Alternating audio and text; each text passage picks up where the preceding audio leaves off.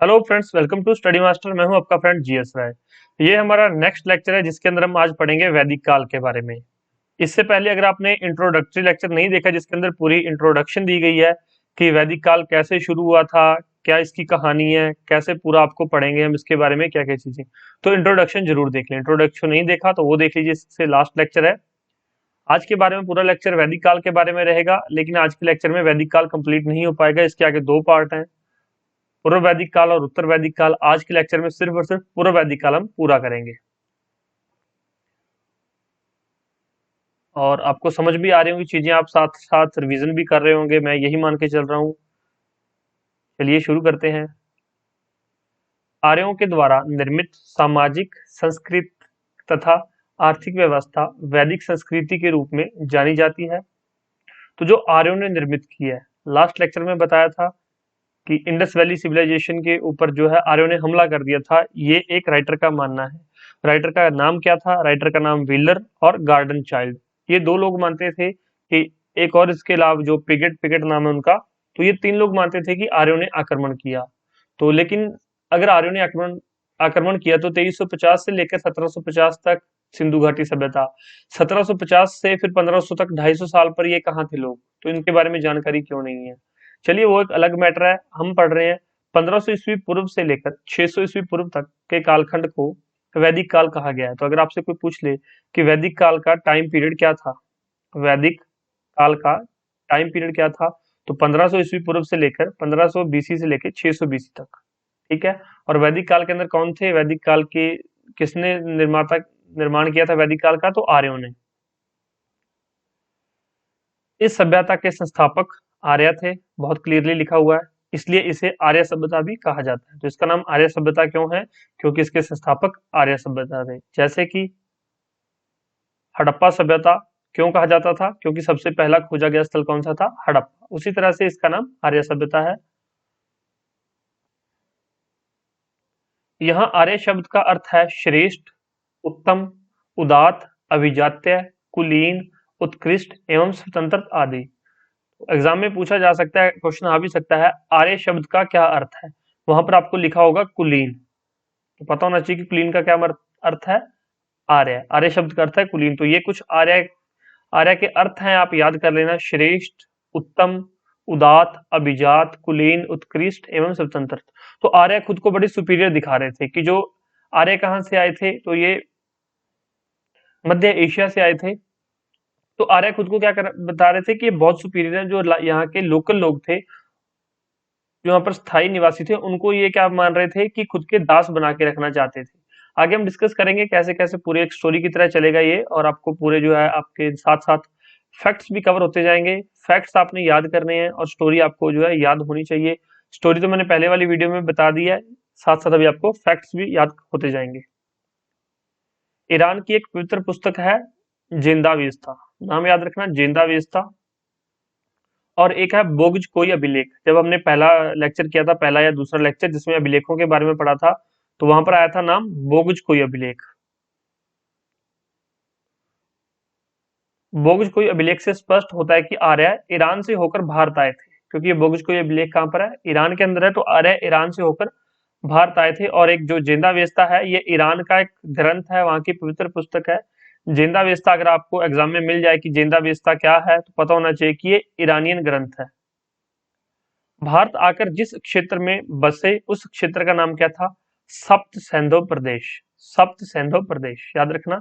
सप्त सैंधव का क्या मतलब है? जहां पर 7 नदियां बहती हो, 7 नदियां। 5 नदियां तो पंजाब वाली हो गई, याद रखना। पंजाब के अंदर नदियों का पता होगा कि पंजाब में कौन कौन सी नदियां हैं, ये तो मैं आगे डिस्कस करूंगा। 7 नदियां, 7 में एक सरस्वती और एक सिंधु नदी। 5 पंजाब की नदियां और एक सरस्वती और एक सिंधु नदी, आगे डिस्कस करूंगा मैं। आर्यों के जीवन को समझने के लिए वैदिक काल को दो भागों में बांटा जाता है। 1500 ईस्वी पूर्व से लेकर 1000 तक, इसको क्या बोलते हैं? इसको ऋग वैदिक काल बोलते हैं। और पूर्व वैदिक काल जो है 1000 से लेकर 600 ईस्वी पूर्व तक। तो इसको समझने के लिए, आसान बनाने के लिए दो दो भागों में बांट लिया।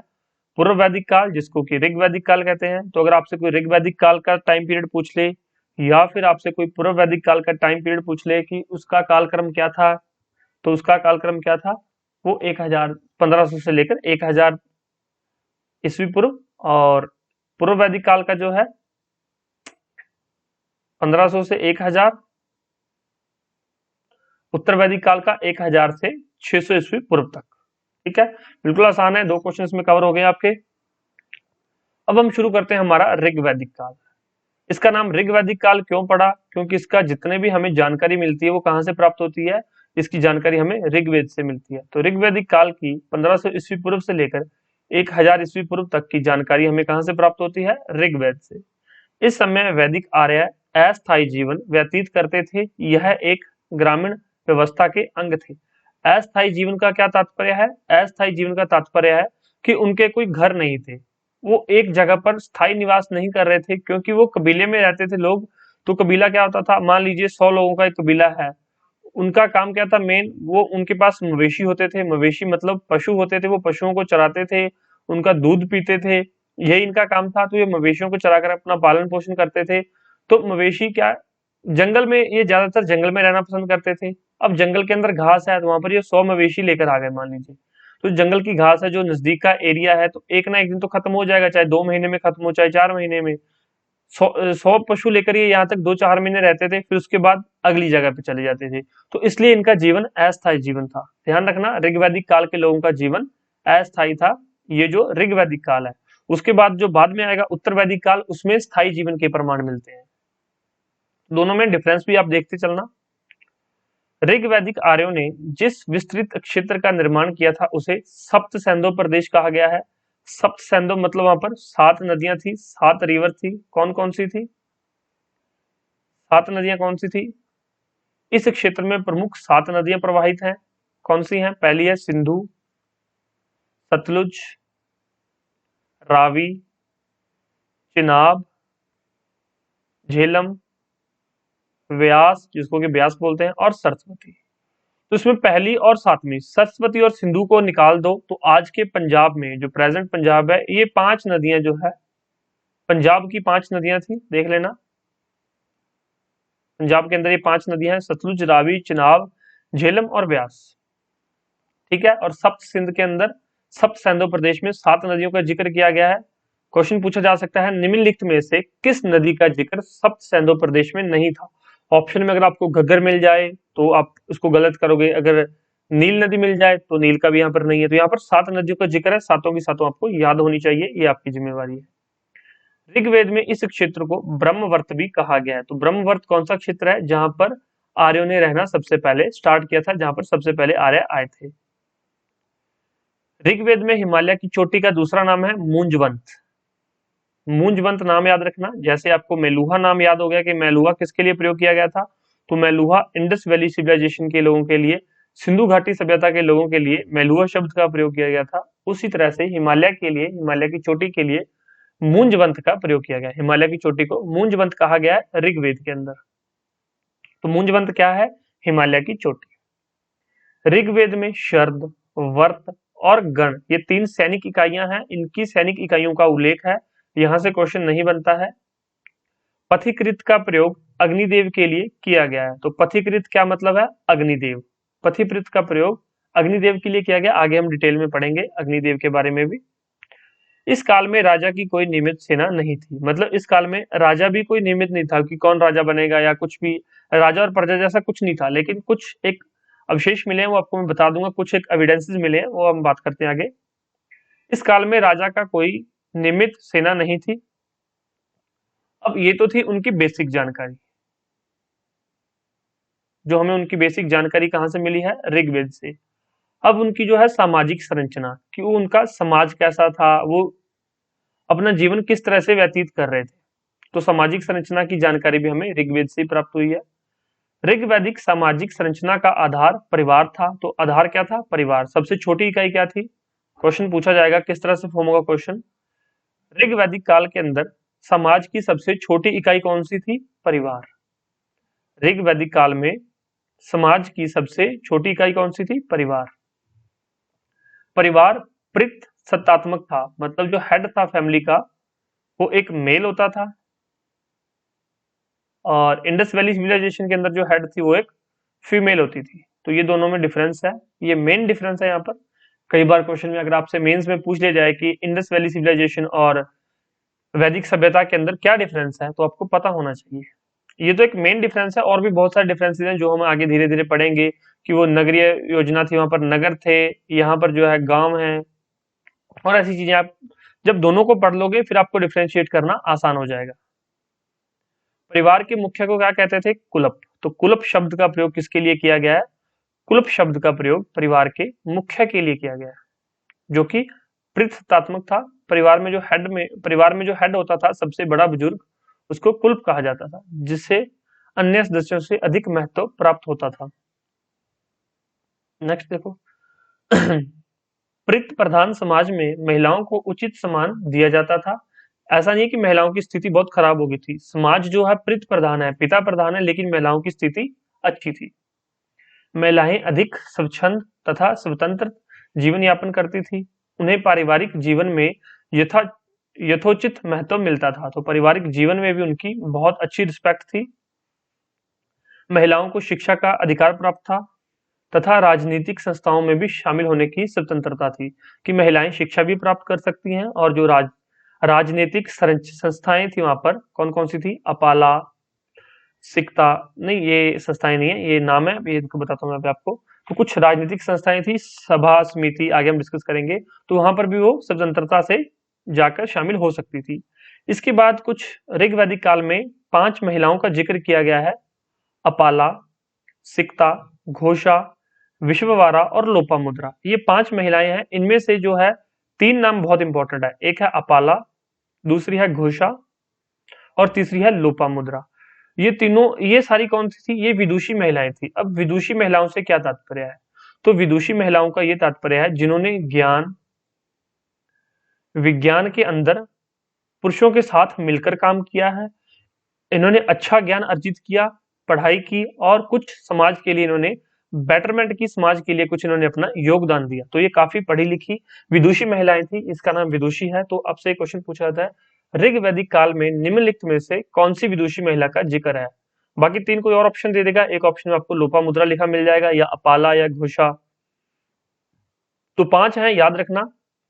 विदुषी महिलाएं ऋग्वैदिक काल में अपाला, सिकता, घोषा, विश्ववारा और लोपामुद्रा। इनमें से 3 मोस्ट इंपॉर्टेंट है, याद रखना। नेक्स्ट है, ऋग्वैदिक समाज एक कबीलाई समाज था। पहले बताया मैंने आपको, कबीलों में लोग रहते थे। ऋग्वैदिक काल में वर्ण व्यवस्था के चिन्ह दिखाई देते हैं, मतलब वर्ण व्यवस्था वहां पर थी, उस समय अवेलेबल थी। लेकिन वर्ण व्यवस्था से क्या तात्पर्य है, आगे भी हम डिस्कस कर लेते हैं। ऋग्वेद के पुरुष सूक्त में 4 वर्णों का, इसके बारे में आगे डिटेल में जानकारी आपको देंगे कि पुरुष सूक्त क्या है। ऋग्वेद के पुरुष सूक्त में 4 वर्णों का उल्लेख किया गया। कौन सा? ब्राह्मण पहला वर्ण, दूसरा क्षत्रिय, और तीसरा वैश्य, चौथा शूद्र। ब्राह्मण जो पाठ पूजा विद्वान थे उनको ब्राह्मण, जो यहाँ पर सेना का काम करते थे क्षत्रिय, बचाव दल में काम करते थे। तीसरे वैश्य जो व्यापार करते थे, और चौथे शूद्र जो ब्राह्मणों की सेवा करते थे, व्यापार करते थे, सॉरी, जो ब्राह्मणों की सेवा के लिए होते थे। किंतु तब यह विभाजन जन्म मूलक न होकर कर्म मूलक था, मतलब अपने कर्म के हिसाब से वर्ण बनाए हुए थे, कि जो लोग ज्ञान बांटता है, जो लोग यहाँ पर लोगों को पढ़ाता है, उसको ब्राह्मण बोलते थे। जो लोगों की रक्षा करता है उसको क्षत्रिय कहते थे। जो यहाँ पर व्यापार करता है उसको वैश्य कहा जाता था, और जो यहाँ पर ब्राह्मणों की सेवा करता था, इनके घर में खाना बनाता था, वो क्या थे? शूद्र। इसमें कहा गया है कि ब्राह्मण परम पुरुष के मुख से उत्पन्न हुए हैं, परम पुरुष के मुख से, क्षत्रिय उसकी भुजाओं से, वैश्य उसकी जांघों से, और शूद्र उसके पैरों से उत्पन्न हुए हैं। तो ये किसमें बताया गया? पुरुष सूक्त के अनुसार। क्वेश्चन किस तरह से पूछा जाएगा? पुरुष सूक्त के अनुसार निम्न दिए गए चीजों को मिलान करें। तो यहाँ पर लिखा होगा ब्राह्मण। तो ब्राह्मण के सामने क्या आपको याद रखना है? ब्राह्मण कहां से उत्पन्न हुए? ब्राह्मण हुए थे मुख से। दूसरा क्षत्रिय, क्षत्रिय भुजाओं से, वैश्य जांघों से। वैश्य के सामने कुछ और लिखा होगा, तो मैच द फॉलोइंग, सही मिलान करना है कि मुख से ब्राह्मण, क्षत्रिय भुजाओं से, जांघों से वैश्य, और पैरों से शूद्र। सबसे निम्न शूद्र और सबसे नीचे पैर, सबसे हायर ब्राह्मण, सबसे ऊपर मुख। ऋग्वेद में कुल 10 मंडल हैं। ऋग्वेद, और ये क्वेश्चन पूछा जाता है ऋग्वेद में कुल कितने मंडल हैं, तो 10 मंडल हैं। ऋग्वेद में कुल कितने मंडल हैं, ऋग्वेद में 10 मंडल हैं। आगे हम बात करेंगे कि इनमें से हमारे एग्जाम में कौन से इंपॉर्टेंट है, हमारे सिलेबस में किन के बारे में जिक्र किया आपको डिटेल में बताएंगे। ऋग्वेद के ऋषियों में गृत्समद, विश्वामित्र, वामदेव, अत्रि, भारद्वाज और वशिष्ठ को क्रमश दूसरे, तीसरे, चौथे, पांचवें, छठे और सातवें मंडल का रचनाकार माना जाता है। बस आपको इतना पता होना चाहिए कि विश्वामित्र किस मंडल के रचनाकार थे, तो विश्वामित्र दूसरे मंडल के रचनाकार थे। ये क्वेश्चन पूछा जाता है, इसलिए यहाँ पर आपके लिए इंपॉर्टेंट है। विश्वामित्र यहाँ पर तीसरे मंडल के रचनाकार थे, याद रखना, विश्वामित्र तीसरे मंडल के रचनाकार थे। उसके बाद ऋग्वेद का 8वां मंडल कण्व और अग्रिश वंश को समर्पित है, और 9वें मंडल में सोम की चर्चा है। तो अभी यहाँ पर 10 मंडल थे टोटल, मैंने आपको पहले बताया। उसमें से तीसरे मंडल की रचना किसने की, विश्वामित्र ने। अब यहाँ पर नेक्स्ट है 9वां मंडल। 9वें मंडल में सोम की चर्चा है। अब सोम क्या है, सोम एक तरह से टॉक्सिक ड्रिंक था, जिसको कि विषैला पदार्थ कह सकते हैं, नशीला पदार्थ कह सकते हैं। नशीला ड्रिंक, टॉक्सिक ड्रिंक था, जो लोग क्या करते थे उस समय के लोग मनोरंजन के साथ, जब वो मनोरंजन या फिर जिस समय वो खुश होते थे या फिर जिस समय कोई पार्टी होती थी उनकी, जब वो इकट्ठे होते थे तब वो सोम रस का पान करते थे, इसको सोम रस बोलते थे वो। और जिस तरह से आजकल के लोग ड्रिंक करते हैं, विस्की या जो भी चीज ड्रिंक करते हैं, उसको वो सोम रस कहते थे। और आज के लोग भी इस वर्ड का यूज करते हैं कि ये तो सोम रस है, शराब कोई बुरी चीज नहीं, ये तो सोम रस है, इसका पान तो देवते भी करते थे, देवता लोग भी सोम रस पीते थे। तो इसी तरह से सोम की चर्चा किस मंडल में मिलती है, आपको बाकी चीजें याद रह जाएंगी लेकिन ये मंडल भूल जाएगा। तो सोम की चर्चा 9वें मंडल में है, 9वें मंडल में, ठीक है। सोम की चर्चा। गाय को अघन्य माना गया है। अघन्य का क्या तात्पर्य है, अघन्य सीधा पूछा गया क्वेश्चन। मैं बार बार ये नहीं बताऊंगा कि ये राजस्थान सिविल सर्विसेज में क्वेश्चन पूछा गया है, ये यूपीएससी में पूछा गया है, ये हरियाणा सिविल सर्विसेज में क्वेश्चन पूछा गया है, या फिर ये यूपी पीसीएस के अंदर आया क्वेश्चन है, या फिर ये एसएससी में पूछा गया है। इससे कोई फायदा नहीं होता, लेकिन इतना जरूर बता देता हूं आपको कि ये क्वेश्चन पूछा गया एग्जाम में, ठीक है। गाय को अघन्य माना गया। अघन्य से क्या तात्पर्य है, न मरने योग्य है। गाय को अघन्य माना गया है। दस्यु की चर्चा ऋग्वेद में मिलती है। अदेव्यु, देवताओं में श्रद्धा नहीं रखने वाले। अदेव्यु नाम से ही पता चल रहा है कि वो देवताओं में श्रद्धा नहीं रखते थे, उनको अदेव्यु कहा गया है। अब्राह्मण, जो वेदों को न मानने वाले थे, उसको अब्राह्मण कहा गया है। ब्राह्मण जो वेदों को मानते थे और अब्राह्मण जो वेदों को नहीं मानते थे। अय अयजवन, जो यज्ञ नहीं करने वाले लोग थे, अयजवन इत्यादि रूपों में की गई है। तो अघन्य याद रखना, आप इसको सेल्फ नोट में लिखेंगे। सेल्फ नोट के अंदर ये चारों लिख लो, क्योंकि कहीं ना कहीं आपको एक क्वेश्चन जरूर मिल जाएगा, तो फिर आपके लिए प्रॉब्लम क्रिएट हो सकती है अगर आपको याद नहीं रहा तो। ये तो बिल्कुल आसान है। अदेव्यु, देवताओं को न मानने वाले। अब्राह्मण, वेदों को न मानने वाले। अयजवन, जो यज्ञ नहीं करने वाले हैं। लेकिन अघन्य, न मरने योग्य। ऋग्वैदिक समाज में संस्कारों को महत्व दिया जाता था। कन्या का विवाह मंत्र उच्चारण के साथ संपन्न होता था। उस समय भी जो लड़कियों का विवाह था वो मंत्र उच्चारण के साथ होता था। तो यहाँ पर कन्या का विवाह लिखा हुआ है, तो ये थोड़ा सा मतलब हंसी वाली बात है। यहाँ पर कन्या का विवाह मंत्र उच्चारण के साथ होता था, तो कन्या का विवाह किसी पुरुष के साथ ही होता होगा, तो यहाँ पर ऐसा लिखने की जरूरत नहीं थी। उस समय जो विवाह है वो मंत्र उच्चारण के साथ संपन्न होता था। लंबे समय तक विवाह न करने वाली कन्याओं को क्या बोलते थे, अमाजू। ये एक और वर्ड आपके लिए, अमाजू। और एंशियंट हिस्ट्री से, प्राचीन इतिहास से आपके लिए ये वर्ड बहुत इंपॉर्टेंट रहते हैं। ये वर्ड डायरेक्ट आपको 2 या 3 क्वेश्चन डायरेक्ट अगर मिल जाए एक एग्जाम में, और अगर आपको वो तीनों आते हो तो आप दूसरे लोगों से 6 नंबर आगे हो जाएंगे सीधे सीधे, क्योंकि लोग इन वर्ड्स को छोड़ के चले जाते हैं कि पता नहीं टाइम पे याद आएंगे या नहीं याद आएंगे। तो आप ये वर्ड्स लिख लो। मैं आपको कह रहा हूँ, अगर आपको मान लीजिए मैं एंशियंट हिस्ट्री के 50 लेक्चर प्रोवाइड कराऊंगा, तो 50 लेक्चर्स में से आपको ज्यादा नहीं 30 से 40 वर्ड मिलेंगे जो बहुत ज्यादा महत्वपूर्ण रहेंगे। तो ये 40 वर्ड आप लिख लो, 40 वर्ड आपको 6 नंबर दिलवा सकते हैं, और वहां पर आपके लिए एक एक नंबर काउंट होता है, ठीक है। जो कन्या लंबे समय तक विवाह नहीं करती थी उसको क्या बोलते हैं, अमाजू। बहुपत्नी प्रथा अनुपस्थित थी, मतलब उस समय बहुपत्नी का कोई यहाँ पर एविडेंस नहीं मिला है। विवाह के अवसर पर वर को उपहार देने की प्रथा प्रचलन में थी, लेकिन उसको दहेज नहीं कहा जा सकता था। जिस समय आज के टाइम में दहेज दिया जाता है, आप देखते हो कि दहेज लोग देते भी हैं, लोग लेते भी हैं दहेज। उस समय भी गिफ्ट देते थे, उपहार देने की व्यवस्था तो थी, प्रथा तो चलती थी, लेकिन उसको नाम दहेज नहीं दिया जाता था। उसको बोलते थे वहतु। क्या नाम रखा था? वहतु। तो वहतु क्या थी? वहतु विदाई के समय उपहार एवं द्रव्य दिया जाने वाला था। कन्या को जो दिया जाता था विदाई के समय, उसको वहतु कहा जाता था। वहतु। बाल विवाह की प्रथा नहीं थी, उस समय बाल विवाह प्रचलन में नहीं था। 17 साल उनकी उम्र थी, 17 साल से ऊपर वो विवाह कर देते थे। कहीं पे 16 लिखा हुआ, कहीं पे 17, तो ये 16-17 उस समय बाल विवाह नहीं माना जाता था। समाज में सती प्रथा का कोई अस्तित्व नहीं मिला है। विधवाओं को पुनर्विवाह करने की स्वीकृति यहाँ पर दी गई थी। आप देखेंगे कि ये यहाँ पर जो एंशियंट टाइम में, वैदिक काल में विधवाओं को पुनर्विवाह की अनुमति है, लेकिन बाद में मेडिवल पीरियड में इसको ये बंद कर दिया जाएगा। अंग्रेज आकर, फिर ब्रिटिशर आकर उसको फिर से विधवा पुनर्विवाह को चालू करेंगे, तो वो हम आके आपको बताएंगे। राजा राम मोहन राय ने फिर किस तरह से उसमें अपना योगदान दिया, तो वो सारी चीजें अच्छे से डिस्कस करेंगे। अब यहाँ पर सोम के बारे में चर्चा देखिए। सोम आर्यों का प्रमुख पेय था। आर्य लोग सोम पीते थे। प्रमुख पेय क्या है? सोम, जिसकी चर्चा 9वें मंडल में की गई है, जिसे मुख्य आयोजनों के दौरान परोसा जाता था। दूध तथा दूध से बने व्यंजनों की चर्चा भी मिलती है, क्योंकि उनके पास मवेशी होते थे। मवेशी मतलब जानवर, गाय, बकरी, भैंस। तो उनके पास दूध बहुत होता था, तो दूध से बनी हुई मिठाइयां, व्यंजन भी खाते थे वो लोग। स्त्री तथा पुरुष आभूषणों के शौकीन थे। सोने, चांदी, तांबे तथा बहुमूल्य धातुओं के आभूषण प्रयोग में लाए जाते थे। उस समय यहाँ पर देखिए, सोना भी अवेलेबल था, चांदी अवेलेबल थी, तांबा अवेलेबल था, लेकिन यहाँ पर लोहा आज भी यहाँ पर अवेलेबल नहीं था। याद रखना, 1500 से लेकर 1000 तक लोहा अवेलेबल नहीं था, लोहे के प्रमाण नहीं मिले हैं। स्त्रियां साड़ी तथा पुरुष धोती तथा अंगोछे का उपयोग परिधान के रूप में करते थे।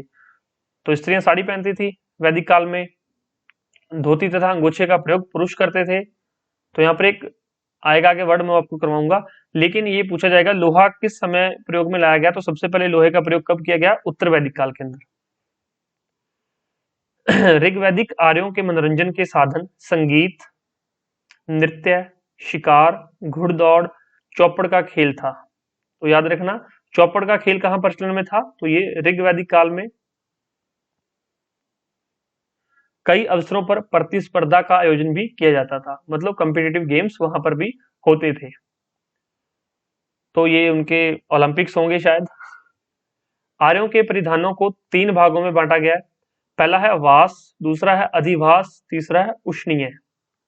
वास जो शरीर के ऊपर के हिस्से में हम पहनते हैं, अधिवास। अब यहाँ पर वास ऊपर के हिस्से पे, अधिवास कमर से नीचे नीचे। उष्णीय पगड़ी, और एक नीवी। नीवी जो है अधो वस्त्र, जो हम आपके अंडरगारमेंट्स पहनते हैं, उनको नीवी कहा गया है। तो आर्य के परिधानों के बारे में क्वेश्चन बन जाता है, जनरली क्वेश्चन पूछ लिया जाता है। तो वास क्या चीज है? शरीर के ऊपर धारण किए जाने वाले मुख्य वस्त्र। अधिवास कमर के नीचे धारण किए जाने वाले मुख्य वस्त्र। उष्णीय पगड़ी में बांटा जाता है, पगड़ी या फिर जो है गमछा। परिधान के नीचे पहनने वाले अधो वस्त्र को क्या बोलते हैं? नीवी। ये नीवी काफी बार रिपीट हुआ एग्जाम में। नीवी मोस्ट मोस्ट इंपॉर्टेंट।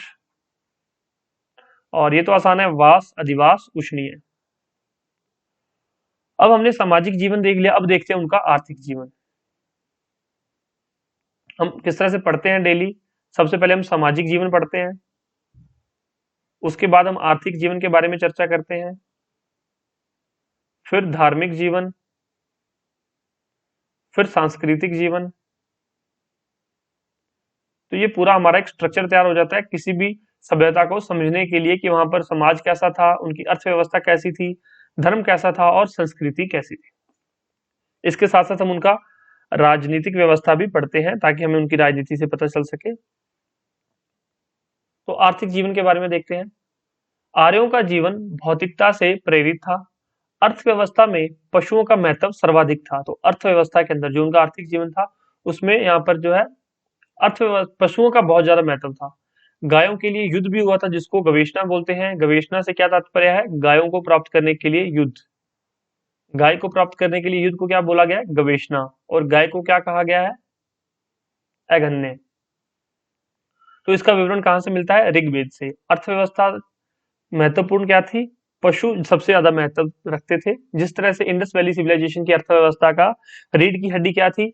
उसकी रीढ़ की हड्डी फसल थी, जिसको कि खेती के लिखा गया है, खेती या फिर कृषि थी इंडस वैली सिविलाइजेशन वालों की। और इनकी रीढ़ की हड्डी क्या रहेगी? इनकी पशु, मवेशी।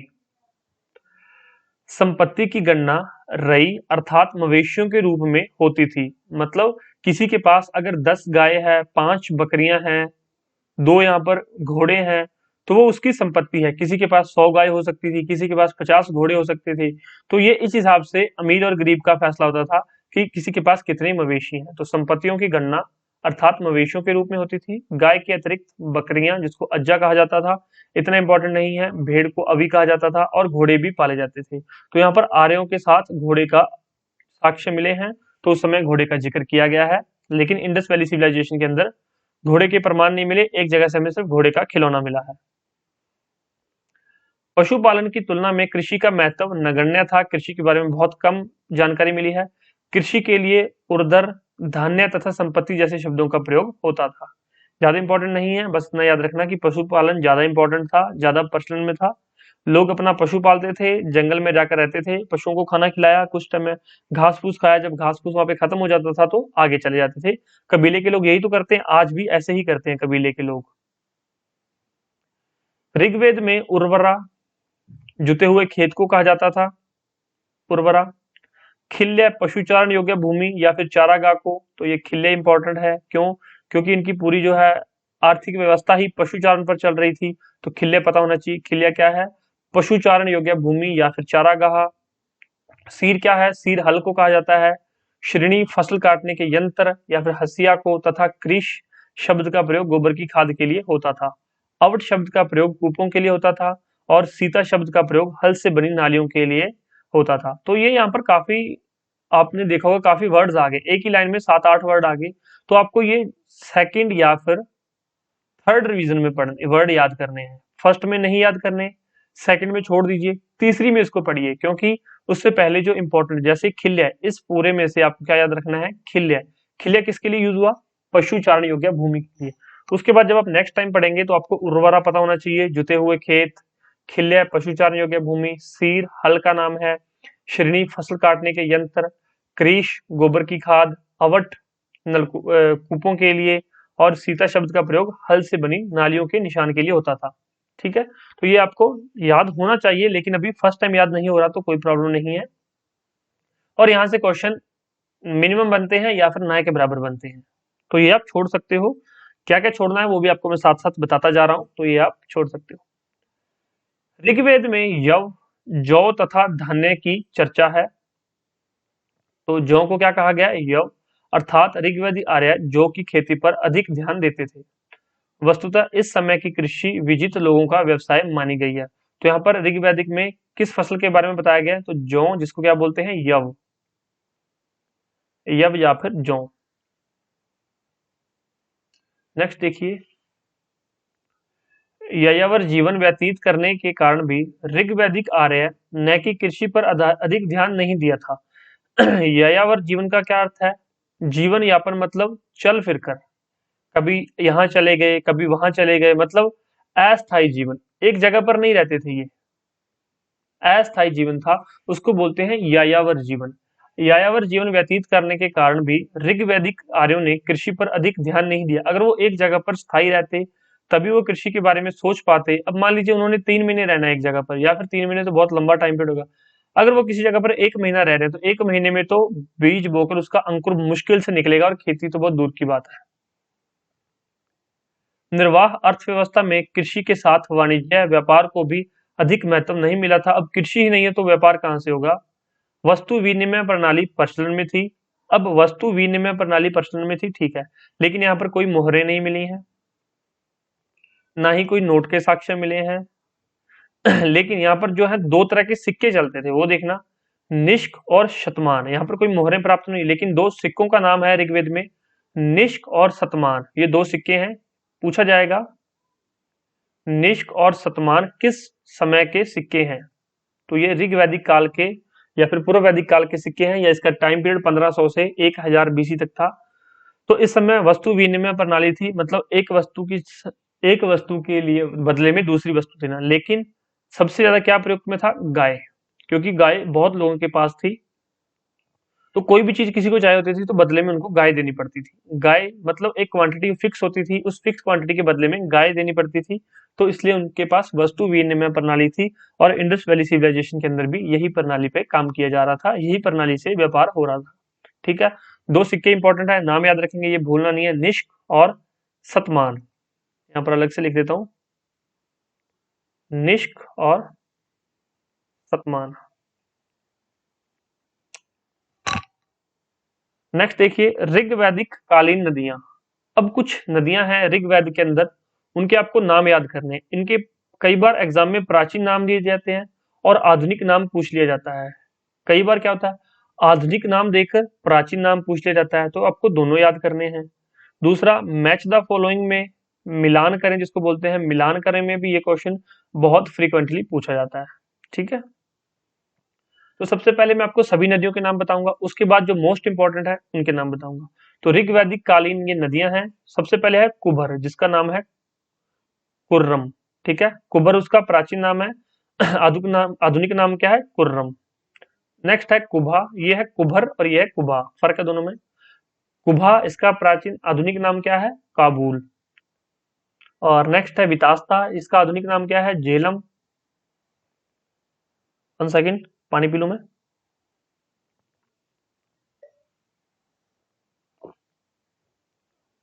नेक्स्ट है अस्किनी, अस्किनी किसका प्राचीन नाम है? चिनाब नदी का। नेक्स्ट पुरुषणी, रावी, स्तुद्री, सतलुज, विपाशा, व्यास, सदानीरा, गंडक, द्री दृशद्वती, घग्गर, गोमती, गोमल, सुवस्तु, स्वात, सुषोमा, सोहन, मरुदवद्दा, मरुवर्मन। तो ये कुछ नदियां थी जिनके आपको प्राचीन और आधुनिक नाम याद करने हैं। अब ये तो थी सारी नदियां, अब इनको वीडियो को 10 या 15 सेकंड पीछे करके सारे नाम दोबारा सुन लीजिए ताकि आपको याद हो जाए। अब क्वेश्चन किस तरह से पूछा जाता है, और मोस्ट इंपॉर्टेंट, जिसको वीवीआई लिखेंगे, very very important, Kubha. Kabul नदी जो अफगानिस्तान में है, उस समय आप देख सकते हो कि वैदिक सभ्यता कितनी फैली हुई थी। तो आपको अफगानिस्तान तक, ये भारत, पाकिस्तान, बांग्लादेश, ये सारे एक ही तो थे उस समय पे। तो यहाँ पर वैदिक सभ्यता का जो है काबुल तक विस्तार था। कुबा का आधुनिक नाम क्या है? काबुल। या फिर काबुल नदी का प्राचीन नाम क्या है? कुबा। किसी तरह से भी क्वेश्चन हो सकता है, पहले याद करो कुबा। दूसरी है वितास्ता, कुबा, वितास्ता, अस्किनी, तीन नदियां, तीन के नाम याद करो, कुबा, वितास्ता। ये वितास्ता है, याद रखना। अस्किनी, इनके आधुनिक नाम काबुल, झेलम और चिनाब, तीन याद हो गई। कुबा, काबुल, वितास्ता, झेलम, अस्किनी, चिनाब। इसको इतनी बार रिवाइज कर लो, 10 से 15 बार इस टेबल को रिवाइज कर लो, ताकि जब आप पढ़ो कुबा अपने आप आपके दिमाग में आए कि काबुल, वितास्ता, झेलम, अस्किनी, चिनाब। मतलब मैं यहाँ पर जब एक नाम पढ़ता हूँ ना अस्किनी, तो दूसरा नाम चिनाब अपने आप माइंड में स्टक कर जाता है कि अस्किनी का नया नाम, आधुनिक नाम चिनाब है। नेक्स्ट है पुरुषनी, पुरुषनी का लेटेस्ट नाम, आधुनिक नाम रावी, स्तुद्री, विपाशा। पुरुषनी, स्तुद्री और विपाशा, रावी, सतलुज, व्यास। विपाशा, व्यास, सह की पीछे फीलिंग आ रही है, ये इसकी आवाज आ रही है, देखिए। स्तुद्री, सतलुज, और पुरुषनी, रावी। ठीक है, फिर से ये 6 के 6 पढ़िए। कुभा, वितास्ता, अस्किनी, पुरुषनी, स्तुद्री, विपाशा। कुभा, काबुल, वितास्ता, झेलम, अस्किनी, चिनाब, पुरुषनी, रावी, स्तुद्री, सतलुज, विपाशा, व्यास। नेक्स्ट देखिए, सदानीरा, गंडक, दृष्टि, ये आप छोड़ सकते हो, लेकिन इनमें से क्वेश्चन ये पूछा जाता है कि दृष्टि, इसका नया नाम क्या है? घग्गर। लेकिन फिर भी ये इतनी बार नहीं है, एक आधी बार क्वेश्चन पूछा गया, लेकिन ये जो बाकी क्वेश्चंस हैं, ये तो नंबर ऑफ टाइम्स रिपीट हो चुके हैं, इसलिए काफी इंपॉर्टेंट है। गोमती, गोमल, सदानीरा, गंडक, गोमती, गोमल, सारे आपको आई होप याद हो गए होंगे। नहीं हुए तो 2-3 बार देख लो, नहीं तो लिख कर देख लो, जैसे भी करो, आपकी मर्जी है, लेकिन ये चीजें आपको याद होनी चाहिए। जब आप वैदिक काल के क्वेश्चन देखेंगे तो आपको आसानी से इसके क्वेश्चन मिलेंगे और बहुत अच्छे नंबर ऑफ मिलेंगे क्वेश्चन। ठीक है, नेक्स्ट देखिए, ऋग्वेद में कुछ व्यवसायियों के नाम भी मिलते हैं। यहाँ पर ये तो नहीं कि ऋग्वेदिक के लोग यहाँ पर बिल्कुल ही मतलब बैकवर्ड थे, वहां पर कुछ उनके और भी काम थे, व्यवसाय भी चलते थे, जैसे तक्षण बढ़ईगिरी का काम कर रहे थे, बैकनाट सूदखोर थे ये, कर्मकार जो स्वर्ण का काम करते थे स्वर्णकार, चर्मकार, वाय जुलाहा। तो ये इतने इंपॉर्टेंट नहीं है, जो मोस्ट इंपॉर्टेंट क्वेश्चन बनते हैं मैं आपको बिल्कुल हाईलाइट करके बताता हूँ कि ये बहुत इंपॉर्टेंट है, ये नहीं भूलना। तो ये आप ना भी याद करो तो भी कोई प्रॉब्लम नहीं है, लेकिन उसके और भी व्यवसाय के काम चलते थे कि पशु चारा के काम, पशु चराने के साथ साथ वो और काम भी करते थे। ऋग्वेद में उल्लेखित समुद्र, एक समुद्र शब्द लिखा गया है, समुद्र में मुख्यतः जल राशि का वाचक है। तो जल राशि किसका वाचक है? जल राशि समुद्र का वाचक है। विनिमय के माध्यम के रूप में निष्क का भी उल्लेख हुआ है। निष्क किसका उल्लेख है? विनिमय के माध्यम में निष्क का उल्लेख भी है, और एक बहुत इंपॉर्टेंट वर्ड है जो मोस्ट मोस्ट इंपॉर्टेंट है, वीवीआई, वेरी वेरी इंपॉर्टेंट, वो क्या है? पणि। पणि शब्द का प्रयोग किया गया है। अब पणि पता नहीं आप क्या समझते हो पणि से क्या नहीं, लेकिन ये किसके लिए प्रयोग हो रहा है? ये व्यापारियों के लिए प्रयोग हो रहा है। तो व्यापारियों के लिए काफी इंपॉर्टेंट है। सीधा सीधा क्वेश्चन पूछा जाएगा, ऋग्वैदिक काल या ऋग्वैदिक सभ्यता में व्यापारियों के लिए किस शब्द का प्रयोग किया गया? तो पणि, याद रखना पणि। कोई इसको पण बोलता है, देख लीजिए जैसे भी है। और बेकनाट कौन थे? सूदखोर से, वे ऋणदाता थे जो बहुत अधिक ब्याज लेते थे। क्या नाम उनका? बेकनाट, जो कि सूदखोर थे जो बहुत अधिक ब्याज लेते थे। दो तरह के सिक्के चलते हैं, फिर से याद करवा दूं, दो तरह के सिक्के हैं, वो नहीं भूलने हैं।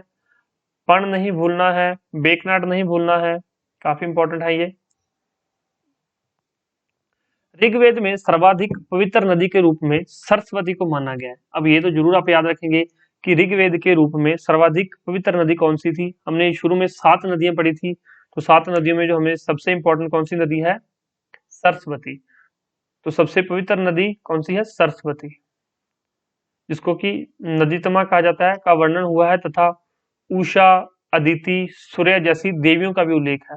बाकी यहाँ पर सारे देवता हैं, क्योंकि पितृसत्तात्मक समाज था यहाँ पर, और मेल मेल्स का यहाँ पर सोसाइटी में बोलबाला था, हेड मेल थे फैमिली के। तो यहाँ पर जो बाकी सारे देवता थे, लेकिन यहाँ पर कुछ देवियों का, यहाँ पर देवियों का उल्लेख है। सरस्वती देवी के रूप में माना गया इसको, उषा, अदिति, सूर्य, ये कुछ देवियों का यहाँ पर उल्लेख किया गया है।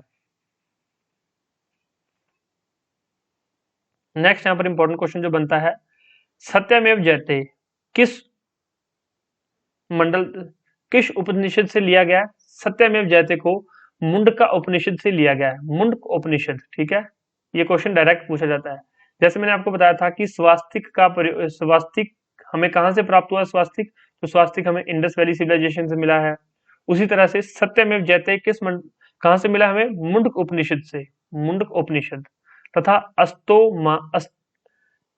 अस्तोमा सदगम्य, अस्तोमा सदगम्य ऋग्वेद से लिया गया है। नेक्स्ट है गायत्री मंत्र। गायत्री मंत्र का उल्लेख भी ऋग्वेद के तीसरे मंडल में मिलता है। अब याद रखना, विश्वामित्र ने जो तीसरे मंडल का यहाँ पर आपको मैंने बताया था ऊपर कि तीसरे मंडल को किसने लिखा था, तो विश्वामित्र ने। गायत्री मंत्र का उल्लेख भी ऋग्वेद के अंदर मिलता है तीसरे मंडल में, मतलब गायत्री मंत्र किसने लिखा है? तो विश्वामित्र ने। अब एक और क्वेश्चन पूछा जाता है, गायत्री मंत्र किसको समर्पित है? तो ये गायत्री मंत्र, अब लोग कहेंगे गायत्री मंत्र गायत्री देवी को समर्पित समर्पित है, गायत्री देवी, लेकिन ये गलत है। ये गायत्री देवी को नहीं, ये सावित्री देवी को समर्पित है, सावित्री देवी। इसको आप नोट डाउन कर लीजिए, खुद से सेल्फ नोट क्रिएट कर लीजिए, ये पीडीएफ में नहीं लिखा हुआ। गायत्री मंत्र का उल्लेख ऋग्वेद के तीसरे मंडल में मिलता है, और गायत्री मंत्र को किसने लिखा था? तो विश्वामित्र ने। और सावित्री देवी को ये डेडिकेटेड है, सावित्री देवी को ये समर्पित है, ठीक। ये इंपॉर्टेंट क्वेश्चन है। सत्यमेव जयते याद रहेगा, अस्थोमा सदगम्य याद रहेगा, और गायत्री मंत्र, गायत्री मंत्र मोस्ट इंपॉर्टेंट है, सत्यमेव जयते मोस्ट इंपॉर्टेंट है, तीसरा मंडल इंपॉर्टेंट है। नौवां मंडल क्या था? सोमरस के बारे में, तो वो भी आपको अच्छे से याद हो गया होगा अब तक तो।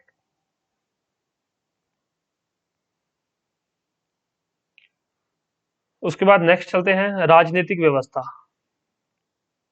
अब उनकी राजनीतिक व्यवस्था के बारे में देखते हैं कि उनका राजनीतिक, वो अपनी राजनीति को किस तरह से चला रहे थे, क्या उनकी व्यवस्था थी, राजा था, नहीं था, तो क्या चीजें थी। चलिए, ऋग्वैदिक राजनीतिक संरचना की सबसे छोटी इकाई क्या थी?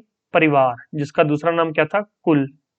सबसे छोटी इकाई कुल या फिर परिवार होता था, जिसका प्रधान क्या बोलते थे? कुलप। तो कुलप कौन होता था? परिवार का प्रधान या फिर अपने कुल का प्रधान, ठीक है। परिवारों को मिलाकर ग्राम बनता था। तो आप आज भी देख सकते हो कि एक गांव में बहुत सारे परिवार रहते हैं, उस समय भी परिवारों को मिलाकर ग्राम बनता था, जिसके प्रधान को ग्रामीणी कहा जाता था। यहाँ पर ग्रामीणी शब्द का यूज किया गया है, ग्रामीणी शब्द का प्रयोग किया गया है। परिवारों को मिलाकर ग्राम बनता था और जिसके प्रधान को ग्रामीणी कहा जाता था, और ये पूरा का पूरा गांव उठकर आगे चला जाता था, ठीक है। याद रखना, ये पूरा का पूरा कबीला जो गांव था ये इकट्ठा ही उठकर आगे चला जाता था। जैसे कबीले के प्रधान होते थे, उसी तरह से यहाँ पर गांव के प्रधान होते थे, ग्रामीणी कहा जाता था। अनेक गांव मिलकर विश्व बनाते थे। पहले छोटी इकाई परिवार की, उसका प्रधान कुलप, फिर परिवार के बाद बने ग्राम, ग्राम का प्रधान ग्रामीणी। बहुत सारे गांव मिलकर क्या बनाते थे? विश्व। जैसे आपने देखा होगा कि आपके बहुत सारे गांव मिलकर क्या बनाते हैं? ब्लॉक। तो ये कुछ ऐसी ही संरचना थी विश्व। विश्व का प्रधान विश्वपति। अनेक विषयों का समूह जन। अब जैसे बहुत सारे ब्लॉक्स का क्या बन जाता है? फिर डिस्ट्रिक्ट बन जाती है, ठीक है। उस तरह से जन, डिस्ट्रिक्ट, और जन के अधिपति को जनपति या फिर राजा कहा जाता था। जन के अधिपति को जनपति या फिर राजा कहा जाता था। तो राजा कौन होता था? जनपति, या फिर जो उनके जन के समूह का जनपति या फिर हेड होता था, उसको जनपति या राजा दो नाम से जाना जाता था। अब देखिए सबसे छोटी इकाई, हम इसको थोड़ा सा देखते हैं। सबसे छोटी इकाई परिवार। परिवार का हेड कुलप। परिवार से बना ग्राम। ग्राम का हेड ग्रामीणी। गांव से बना विश्व। विश्व से बना विश्वपति। और विश्व के बाद बना जन। जन से बना जनपति। तो ये 4 लेवल थे, चारों आपको पता होना चाहिए अच्छे से। इस प्रकार एक कबीलाई संरचना का राजनीतिक ढांचा उधरमुखी था, जिसमें सबसे नीचे परिवार होता था, ठीक है। तो कबीला भी इस तरह से एक राजनीतिक संरचना से काम करता था। नहीं तो ऐसे तो कबीले एक दूसरे से लड़ लड़ के मर जाते, लेकिन इनको पता था कि हम किस परिवार से हैं, हम किस ग्राम से हैं, हम किस विश्व से हैं और किस हम जन से हैं, तो इनको पता होता था। नेक्स्ट देखिए, ऋग्वेद में दाशराज युद्ध का वर्णन मिलता है। तो दाशराज युद्ध क्या है? तो 10 राजाओं के साथ युद्ध किया गया था, जिसमें कि 5 तो आर्य थे और 5 अनार्य थे, लेकिन वो आर्यों से अलग थे, वो आर्य नहीं थे। तो आगे इसके बारे में बताया गया है, जिसमें भरत जन के स्वामी सुदास ने रावी नदी के तट पर 10 राजाओं के संघ को हराया था, इसलिए इसको दाशराज युद्ध कहा जाता है। दाश राग युद्ध, ठीक है। ऋग्वेद में इसकी चर्चा मिलती है। इसमें 5 आर्य और 5 जो है आर्योत्तर जनों के प्रधान थे। भरत जन सरस्वती तथा यमुना नदियों के बीच के प्रदेश में निवास करते थे। तो ये जो भरत जन के स्वामी थे, इन्होंने एक आदमी ने नहीं, एक जन ने, भरत जन ने इन 10 राजाओं को हरा दिया था। तो इसका जो है उल्लेख ऋग्वेद में मिलता है। तो ये 10 राज युद्ध का उल्लेख कहाँ मिलता है? ऋग्वेद में। तो इन्होंने, भरत जन ने 10 राजाओं को हराया था। 5 आर्य थे और 5 आर्योत्तर जनों के प्रधान थे। और भरत जन कहाँ पे मिलता है? ये सरस्वती नदी और यमुना नदी के बीच का प्रदेश था। जब हम जियोग्राफी पढ़ेंगे तो आपको अच्छे से इसके मैप दिखाए जाएंगे, या फिर जहां पर जरूरत होती है मैप की, वहां पर आपको मैप भी दिखाया जाता है। तो अभी यहाँ पर जरूरत नहीं है, लेकिन जब हम महाजनपद पढ़ेंगे, जब हम मौर्य काल पढ़ेंगे, तो उस समय मैप की काफी जरूरत पड़ने वाली है, वो फिर आपको अच्छे से करवाएंगे। राजा का कर्तव्य कबीले की संपत्ति की रक्षा करना होता था, ठीक, ये राजा का कर्तव्य था। राजा का कोई पैतृक शासक नहीं था। मतलब ये नहीं है कि किसी का बाप राजा था, किसी का पिता राजा था, तो बेटा भी राजा बन जाएगा, नहीं। उसकी जो है सभा तथा समितियों उसकी चयन करती थी। मैंने आपको बताया था कि सभा और समिति के बारे में हम आगे पढ़ेंगे, जिसमें महिलाएं भी भाग लेती थी। तो राजा का चुनाव कौन करता था? राजा का चुनाव सभा और समितियों के द्वारा होता था। राजा का पद कोई पैतृक पद नहीं था। राजा को चुना जाता था किनके द्वारा? सभा और समितियों के द्वारा। राजा का काम क्या होता था? अपने कबीले की संपत्ति की रक्षा करना। अब वहां पर ये देखिए संस्थाएं हैं, सभा, समिति तथा विदत। ये 3 तरह की सभाओं का वर्णन है। एक और यहाँ पर सभा है, वो हम बाद में डिस्कस करेंगे। सभा, समिति तथा विदत जन प्रतिनिधि संस्थाएं थी, जहां पर जन प्रतिनिधि का क्या मतलब है? जहां पर आम लोग भी इसके अंदर पार्टिसिपेट करते थे। मतलब ये पूरे जन का प्रतिनिधित्व करती थी, पूरे कबीले का प्रतिनिधित्व ये करती थी, सभा, समिति और विदत। इन संस्थाओं में राजनीतिक, सामाजिक, धार्मिक तथा आर्थिक प्रश्नों पर विचार किया जाता था, विचार विमर्श किया जाता था और बैठकर सलाह मशवरा किया जाता था, ठीक है। तो सभा, समिति और विदत, ये 3 तरह की जो जन प्रतिनिधि सभाएं हैं, संस्थाएं हैं। यहाँ पर जो है राजनीतिक, सामाजिक, धार्मिक और आर्थिक प्रश्नों पर विचार विमर्श किए जाते थे। राजा का राज्याभिषेक होता था। राज्याभिषेक मतलब उसको बहुत अच्छे से राजा का मान प्रमाण दिया जाता था, और इस अवसर पर ग्रामणी, रथकार, कर्माधिक, पुरोहित, सेनानी जैसे अधिकारी उपस्थित होते थे। ये कुछ अधिकारियों के नाम हैं। ग्रामणी, अब ग्रामणी तो आपको पता है कौन है ग्रामणी, तो जो ग्राम का हेड होता है उसको ग्रामणी कहा जाता है। और रथकार, कर्माधिक, पुरोहित, सेनानी जैसे अधिकारी उपस्थित होते थे। तो आपको ये सारे याद करने की जरूरत नहीं है, बस एक पुरोहित याद रख लीजिए और ग्रामणी तो आपको याद हो ही चुका होगा। इन अधिकारियों को सामूहिक रूप से रत्नीन कहा जाता था। अब ये रत्नीन इंपॉर्टेंट है, ठीक है। जैसे आपने पणी वर्ड पढ़ा था या पण पढ़ा था, व्यापारियों के लिए यूज होता था, उस तरह से एक रत्नीन वर्ड यूज होता है। ये किसके लिए? ये जो वैदिक काल के अंदर अधिकारियों, राजा के जो अधिकारी होते थे, जो राजा के ऑफिशियल होते थे, उनके लिए ये शब्द का प्रयोग किया जाता है, रत्नीन। इन अधिकारियों के साथ पुरप तथा दूत भी उल्लेखनीय है। अब पुरप कौन थे? जो पुरप दुर्गों की रक्षा के लिए उत्तरदायित्व होता था। जो कबीले जहां पर टेंट गाड़ के बैठते थे या फिर जहां पर कबीले रहते थे, तो वहां पर उनको दुर्ग कहा जाता था। अपनी वो जहां पर भी अपना रहते थे लोग, तो उनको रहने के लिए रक्षा प्रदान कौन करता था? पुरप लोग। उनको पुरप कहते थे। उनके सिक्योरिटी गार्ड थे वो पुरप। रत्नीन समझ आ गया, अधिकारी। पर्ण समझ आ गया, आपको सारी चीजें याद होगी होंगी। ग्रामीणी समझ आ गया, याद भी हो चुका होगा। अब देखिए, सभा समाज के विशिष्ट जनों की संस्था थी, जिसमें स्त्रियां भी भाग लेने के लिए स्वतंत्र थी। तो समाज के विशिष्ट जनों के लिए सभा थी जिसमें कि स्त्रियां भी भाग ले सकती थी। तो सभा में कोई भी यहाँ पर भाग ले सकता था। इसके सदस्यों को सुजान कहा जाता था। तो सुजान किसके सदस्य थे? सुजान सभा के सदस्य थे, ठीक। यहाँ पर विशिष्ट जन थे, आम जनता यहाँ पर नहीं भाग ले सकती थी। कुछ विशिष्ट, विशिष्ट का क्या मतलब है? कुछ गिने चुने लोग, जिनको गिना, मतलब कुछ रिप्रेजेंटेटिव थे यहाँ पर, जो है वो सभा के अंदर पार्टिसिपेट करते थे। और आम सभा कौन सी थी? वो थी समिति। समिति समुदाय की आम सभा थी, जिसके अध्यक्ष को ईशान कहते थे। यहाँ पर ये याद रखिए, ईशान कौन था? ये समिति का अध्यक्ष था।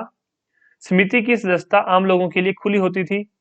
समिति ही राजा का निर्वाचन करती थी। अब देखिए, वैदिक काल में यहाँ पर कितने क्वेश्चन बनते हैं।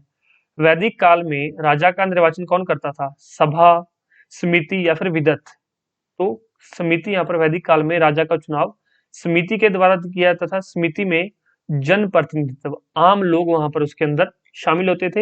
हर एक यहाँ पर जो है समिति के अंदर शामिल होता था, और इसके अध्यक्ष को क्या बोलते थे? ईशान। ठीक, क्लियर हो गया। वैदिक काल, समिति, ईशान और निर्वाचन। दूसरा है सभा। सभा में विशिष्ट जन, जैसे कि सभा के अंदर ग्रामीणी आएंगे, या फिर विश पार्टिसिपेट करेंगे। विश के जो हेड होगा, विशपति, वो पार्टिसिपेट करेगा। मतलब जो गिने चुने लोग हैं, जिनको चुना गया है, कुछ रिप्रेजेंटेटिव है, वो सभा में यहाँ पर भाग लेते थे। नेक्स्ट यहाँ पर विदत। ये सबसे पुरानी संस्था है, याद रखना, सबसे प्राचीनतम। आर्यों की सर्वाधिक प्राचीन संस्था कौन सी थी? विदत। सभा या समिति नहीं, विदत। इसे जनसभा भी कहा जाता था। तो जनसभा किसे कहा जाता है? विदत को। समिति को जनसभा नहीं कहा जाता, ये आम लोगों की सभा है। याद रखना, जनसभा किसके लिए यूज होता है? विदत के लिए। इसमें जो लूटी हुई वस्तुओं का बंटवारा होता था। अब वहां पर कबीले के लोग थे, तो कबीले के लोग कभी कभी दूसरे कबीलों को लूट लेते थे। तो जो लूटा गया धन होता था, जो लूट के समय धन था, या जो भी चीजें थी लूट के समय, वो विदत के द्वारा, मतलब वहां पर सारे लोग इकट्ठे हो जाते थे, जनसभा इकट्ठी हो जाती थी, और वो लूटा गया धन जो सभी में बांट दिया जाता था, बराबर बांट दिया जाता था। ऐसा नहीं था कि ये जो धन है ये कोई एक आदमी रखेगा या एक औरत रखेगी, ये सभी में धन बराबर बांट दिया जाता था। कबीले के लोगों में इस धन को बांट दिया जाता था। अब यहाँ पर देख लीजिए, विदत आपको समझ आ गया। जनसभा है, सबसे पुरानी सभा है, जिसमें लूटी हुई वस्तुओं का बंटवारा होता है। क्वेश्चन पूछा गया है, लूटी हुई वस्तुओं का बंटवारा किस सभा के, किस संस्था के अंदर होता था? विदत के अंदर। सभा समझ में आ गया, विशिष्ट जनों की सभा है, संस्था है, जहां पर स्त्रियां भाग ले सकती थी, और स्त्रियां तीनों में भाग लेती थी, सभा में, समिति में और विदत में। याद रखना, स्त्रियां कहीं से भी बैन नहीं थी, स्त्रियों को कहीं पर भी जाने की मनाही नहीं थी। ओके, ईशान समिति के अध्यक्ष को कहते थे। तो यही सारी चीजें आपको बहुत इंपॉर्टेंट है, बार बार इसको रिवाइज कीजिए। यहाँ से आपके 2 या 3 क्वेश्चन बनने के चांसेस हैं, और एक आपको एग्जाम में डायरेक्ट मिल सकता है, ध्यान रखिए इस बात का। नेक्स्ट देखिए, राजा को जनस्य गोपा, पुरमेता, विशपति, गणपति, गुप्ती कहा जाता था। तो राजा के लिए कुछ नाम प्रयोग किए गए हैं जो कि एग्जाम में बिल्कुल नहीं पूछे जाते हैं। हाँ, आगे पूछे जाएंगे जो उत्तर वैदिक काल में, वो हम बताएंगे। ये पूर्व वैदिक काल है, यहाँ पर ऋग वैदिक काल में ये नहीं पूछे जाते। ठीक है। बलि प्रजा द्वारा राजा को स्वेच्छा से दिया जाने वाला उपहार था। तो बलि से क्या तात्पर्य है? बलि क्या था? तो राजा को अपनी मर्जी से देने वाले उपहार। कोई लोग, जैसे मान लीजिए कोई किसी को राजा चुन लिया गया, तो अब राजा चुना गया तो उसको कुछ लोग उपहार देंगे, अपनी मर्जी से दिया जाने वाला। राजा को स्वेच्छा, अपनी इच्छा के अनुसार दिया जाने वाला उपहार क्या कहलाता है? बलि। आज के समय बलि क्या थी कि किसी को बलि देना मतलब ये जानवर मार के चढ़ा देना, या और भी बलि के मतलब प्रकार होते हैं, पैसा देना, धन देना। लेकिन यहाँ पर जो है बलि किस लिए यूज होता था पुराने टाइम में? उपहार के लिए। अब मैं एक चीज आपको और क्लियर करना चाहता हूँ यहाँ पर। अब देखिए यहाँ पर राजा है, हम कौन सा पार्ट पढ़ रहे हैं? एक मिनट में इसको एक बार हटा देता हूँ यहाँ से।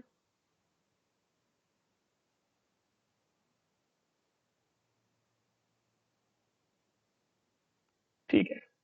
अब हम पढ़ रहे हैं उत्तर वैदिक, अब हम पढ़ रहे हैं पूर्व वैदिक काल। ठीक है।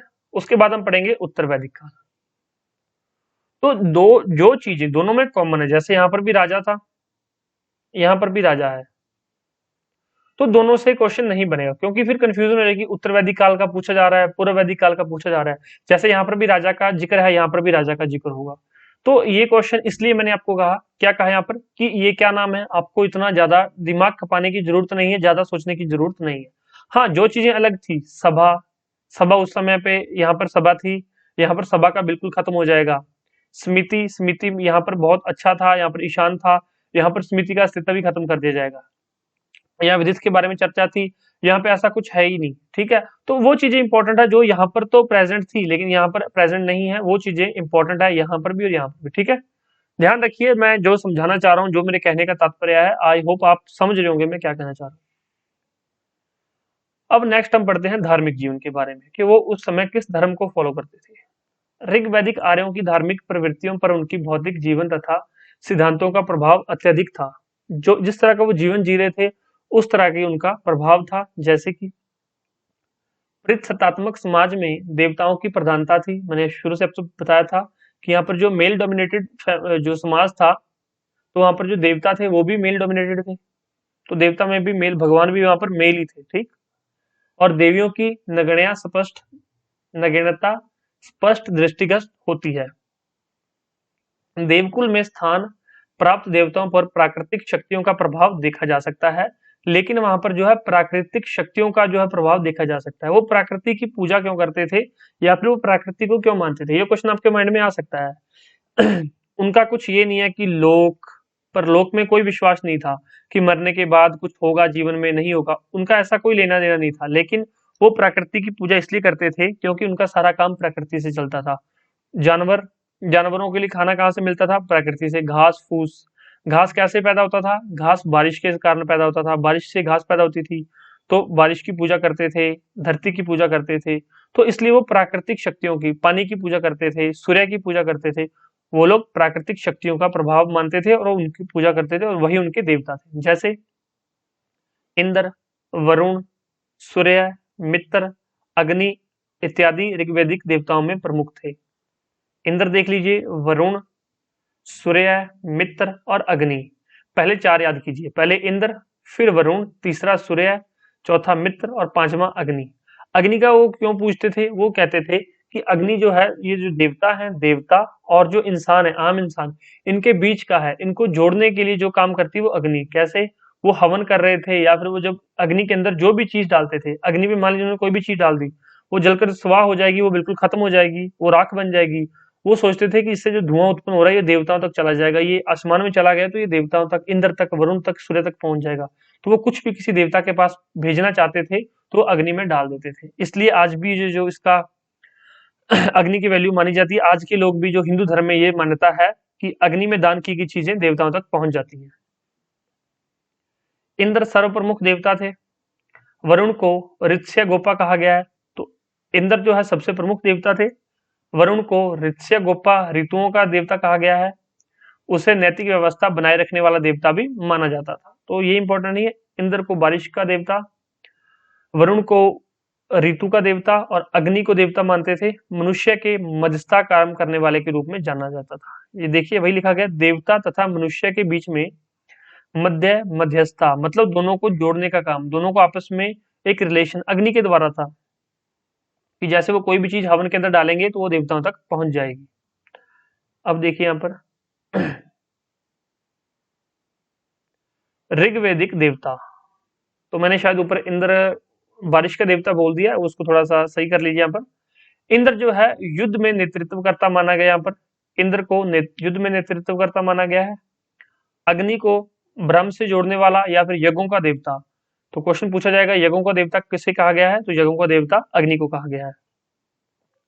वरुण ऋतुओं का संरक्षक या फिर ऋतुओं का देवता। मरुत आंधी तूफान का देवता। अश्विन विपत्तियों को हराने वाला या फिर चिकित्सा का देवता। पूषण चरगाहों का स्वामी, पशुओं का संरक्षक। धो आकाश का देवता, सबसे प्राचीन, तो सबसे प्राचीन मोस्ट इंपॉर्टेंट सबसे प्राचीन देवता कौन सा है, धो आकाश का देवता। सोम वंशपतियों का स्वामी, जिसकी चर्चा 9वें मंडल के अंदर की गई है, या फिर पेय पदार्थों का देवता कौन है, सोम। उषा प्रगति एवं उत्थान का देवता। विष्णु सृष्टि का नियामक। सूर्य जीवन देने वाला देवता, जिसको कि भुवन चक्षु कहते हैं, ये वर्ड जरूर याद कर लेना। आर्ष विवाह और संधि के देवता। तविक्षा धातुओं के देवता। अर्याणी जंगल की देवी। पर्जन्य वर्षा का देवता। मित्र शब्द एवं प्रतिज्ञा का देवता। यम मृत्यु का देवता। अब आपके माइंड में आ रहा है कि सर आपने इतने देवताओं के नाम गिना दिए, देवते देवियों के, अब हम क्या करेंगे, इतने कहाँ से याद करेंगे, 1 घंटे का लेक्चर पहले हो गया है, पहले इतनी चीजें बता दी याद करने के लिए, अब आप ये और कह रहे हो कि ये भी याद कर लो। कोई कंपल्शन नहीं है, ठीक, ये सारे याद नहीं करने, इंपॉर्टेंट नोट करो। सबसे पहले इंद्र, ऋग्वैदिक काल में इंद्र को युद्ध में नेतृत्वकर्ता के रूप में देखा गया, ठीक है, इंद्र। दूसरा है अग्नि। अग्नि क्या है, ब्रह्मा से जोड़ने वाला या फिर यज्ञों का देवता। जब आप पूरी लाइन पढ़ोगे आपको ये आसानी से याद हो जाएंगे, 4 से 5 बार पढ़ लो, नेक्स्ट डे सारे याद, कंफर्म है सारे याद रहेंगे, ठीक है।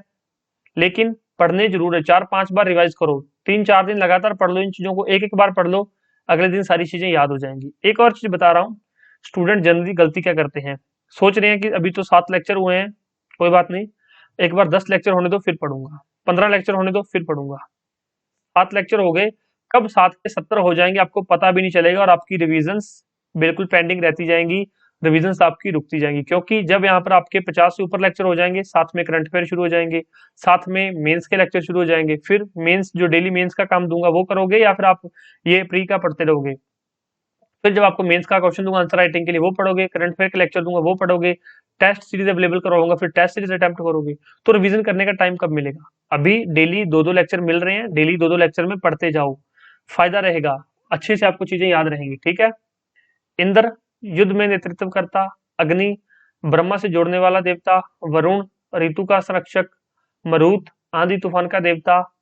अश्विन विपत्तियों को हराने वाला। बस पहले ये याद करो आप, ये 4, इंद्र अग्नि वरुण मरुत, इंद्र अग्नि वरुण मरुत, ओके। उसके बाद याद करो 5वां धो, छठा सोम। धो क्या है, आकाश का देवता और ये वनस्पतियों का स्वामी या फिर पेय का देवता। नेक्स्ट याद करो 7वां सूर्य, जीवन देने वाला देवता या फिर भुवन चक्षु। नेक्स्ट उसके बाद है यम, 8वां मृत्यु का देवता। बस ये आपको 8 ही याद करने हैं, यहाँ पर आपके 15 से 18 हैं, आपको 8 याद करने, मोस्ट इंपॉर्टेंट यही है, याद रखना। ऋग्वेद का सबसे महत्वपूर्ण देवता इंद्र था, जिसे पुरंदर कहा गया है। तो पुरंदर किसके लिए प्रयोग किया गया है, पुरंदर शब्द का प्रयोग इंद्र के लिए किया गया है। इसके बाद अग्नि एवं वरुण का स्थान है, सबसे टॉप पर कौन है, इंद्र, फिर अग्नि और फिर वरुण। ईश्वर की आराधना मोक्ष या मुक्ति के लिए नहीं बल्कि भौतिक सुखों के लिए की जाती थी। उस समय के लोग, मैंने पहले ही आपको क्लियर कर दिया कि ईश्वर की आराधना इसलिए नहीं की जाती थी कि हमें मोक्ष मिले, हमें मुक्ति मिले, नहीं, वो कहते थे कि हमें भौतिक सुख मिले। बारिश होगी तो घास उत्पन्न होगा, घास उत्पन्न होगी तो हमारी गाय भैंस बकरी ये घास खाएंगी, वो दूध देंगी तो उनका जो बच्चा है वो बड़ा हो जाएगा जल्दी, जब वो बड़ा जल्दी हो जाएगा तो वो घास खाएगा, फिर वो आगे, तो इस तरह से उनके जो है मवेशी बढ़ते जाते थे। मवेशी बढ़ने से मैंने आपको स्टार्टिंग में बताया था कि उनकी संपत्ति का जो है, संपत्ति की गिनती कैसे होती थी, उनकी संपत्ति का पता कैसे चलता था कि उनके पास कितने पशु हैं। तो पशु कैसे बढ़ेंगे, जब उनको दूध मिलेगा, खाना मिलेगा तो पशुओं की संख्या बढ़ती जाएगी, जब उनके प्रजनन होगा तो पशुओं की संख्या बढ़ती जाएगी। तो इसलिए वो लोग यहाँ पर जो है ईश्वर की आराधना करते थे। यज्ञ तथा बलि की प्रथा इस समय विद्यमान थी, किंतु यज्ञ मंत्र विहीन होते थे। मतलब उस समय यज्ञ भी होता था, बलि की प्रथा भी थी, लेकिन वहां पर मंत्र विहीन थे। मंत्रों का उच्चारण वो नहीं करते थे, क्योंकि उनको मंत्रों मंत्रों के बारे में उनको नहीं पता था, ना ही वो मंत्रों का उच्चारण करते थे, ना ही वो इन चीजों में विश्वास रखते थे। वो सिर्फ आग जलाई, आग जलाने के बाद उसमें जो जो डालना था वो डाल के बस अपने उसके खड़े होके चारों तरफ डाल दिया और चले गए कि ठीक है, ये सारा कुछ देवी देवताओं तक पहुंच जाएगा। बलि दे जाती थी, लेकिन कोई मंत्र नहीं पढ़ा जाता था। आजकल आपने मूवीज में देखा होगा, सीरियल्स में देखते होगे या वेब सीरीज देखते होगे कि बलि देने के लिए क्या है, पहले पाठ पूजा होती है, फिर वहां पर उसको वहां पर कोई बकरा या बकरी लाकर उसका सिर काट दिया जाता है। तो उसको यहाँ पर बलि देने के लिए तंत्र मंत्र का प्रयोग किया जाता है, लेकिन वैदिक काल में ऐसा कुछ नहीं था। ऋग वैदिक आर्यों में टोटम संबंधी आस्थाओं का प्रचलन मिलता है। टोने टोटके का था उस समय पे। कबीलाई जीवन के कई अंधविश्वास इस समय प्रचलित थे। मतलब कबीले के लोग थे, अकेले अकेले रहते थे, और एक कबीले वाले कई बार दूसरे कबीले वालों को डराने के लिए भी अंधविश्वास फैला देते थे। तो कुछ भी कंडीशन हो सकती थी, लेकिन उस समय पर टोना टोटके का था और अंधविश्वास भी प्रचलन में था। तो ये हमारा पूरा जो है, आज हमने वैदिक काल के बारे में पढ़ा, उसमें हमने ऋग वैदिक काल के बारे में पढ़ा। ऋग वैदिक काल का समय 1500 से लेकर 1000 बीसी तक था, टाइम पीरियड, और इसको पूर्व वैदिक काल भी कहा जाता है। नेक्स्ट लेक्चर के अंदर हम करेंगे उत्तर वैदिक काल। ये भी आपको अच्छे से कवर करवाया जाएगा, ये भी आपका पूरा टॉपिक कवर हो जाएगा। और ध्यान से पढ़ना, चीजों को याद, बार बार पढ़ना, याद रखना, इनको रिवीजन करते रहना। कोई डाउट हो, क्वेरी हो, नीचे कमेंट कर दो, और कमेंट नहीं करना, मैसेज कर दो, जैसे भी आपका मन करे आप ऐसे ही हमसे कॉन्टेक्ट कर सकते हो। Thank you so much, take care. Lecture कैसा लगा कमेंट करके बता दो। Thank you so much, take care, bye bye, God bless you all. आपका दिन शुभ रहे।